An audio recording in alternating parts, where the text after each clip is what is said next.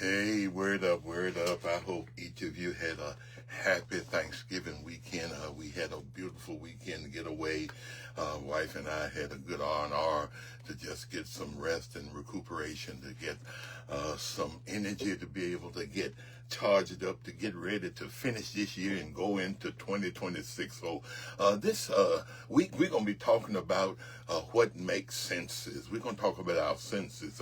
This morning we're going to talk about seeing as believing. Seeing is believing.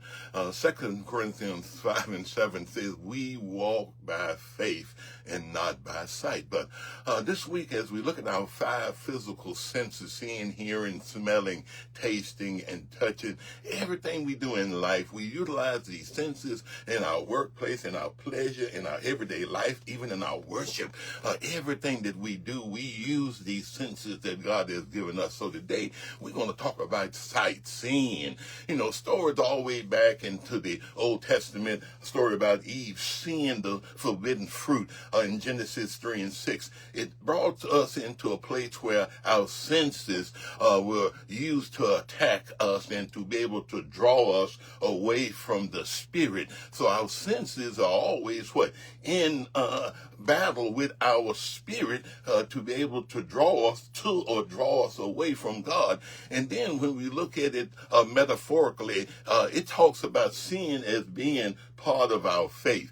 It says in Hebrews 11th chapter verse 27, when talking about Moses coming out of Egypt, he said by faith he saw him who is invisible. So him seeing was an evidence of his faith. So seeing is believing when it comes to a lot of what we do in our faith life. And we don't want to admit it, but seeing is believing. Walking by faith is not blindly walking around to nowhere. We walk not knowing our destination, but we walk in trusting in God, knowing that where he leads us will be where we need to go. So God gave us our eyes to see, not to direct us, but to be able to let us know where to go when he directs us. God gave us eyes to see, to be able to guide us and to go wherever we need to go. But you can't go everywhere your eyes will go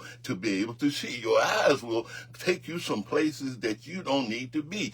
Your eyes now can see good and evil because of what Eve did back in the garden. Now we can see good and evil. Your eyes can see the good and the evil in yourself and in people. So your eyes will also try to fool you sometimes. So you can't always trust your eyes on their own. You got to have some evidence with your other senses to be able to back up whether your eyes are in alignment where God wants you to go. You don't follow your eyes with no evidence, no substance, no matter, no nothing but what it looked like. So don't get fooled with looking out of your eyes, following what things look like. That's all sin is. Sin is how you perceive things, what they look like. But we don't walk by what things look like. We walk by faith and not by sight. Word up. You be blessed this morning. But watch what you're seeing.